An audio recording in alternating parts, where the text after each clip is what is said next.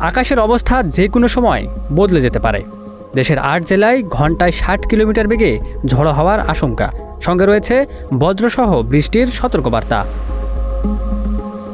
দেশের কয়েকটি অঞ্চলে ঝোড়ো আবহাওয়ার পূর্বাভাস দিয়েছে আবহাওয়া অধিদপ্তর। শনিবার দুপুর ১টা পর্যন্ত দেশের অভ্যন্তরীণ নদীবন্দরগুলোর জন্য দেয়া এক সতর্কবার্তায় জানানো হয়েছে, কয়েকটি এলাকায় অস্থায়ীভাবে দমকা বা ঝোড়ো হাওয়া বয়ে যেতে পারে।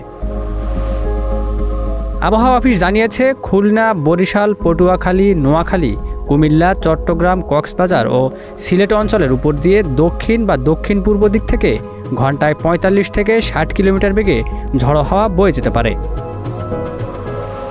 একই সঙ্গে এইসব এলাকায় বৃষ্টি অথবা বজ্রসহ বৃষ্টির সম্ভাবনাও রয়েছে। ঝুঁকি এড়াতে সংশ্লিষ্ট নদীবন্দরগুলোকে ১ নম্বর নৌ হুঁশিয়ারি সংকেত দেখাতে বলা হয়েছে। তাই এসব এলাকার বাসিন্দাদের সতর্ক থাকার পাশাপাশি নৌযান চলাচলে বাড়তি সতর্কতা অবলম্বনের পরামর্শ দেওয়া হয়েছে।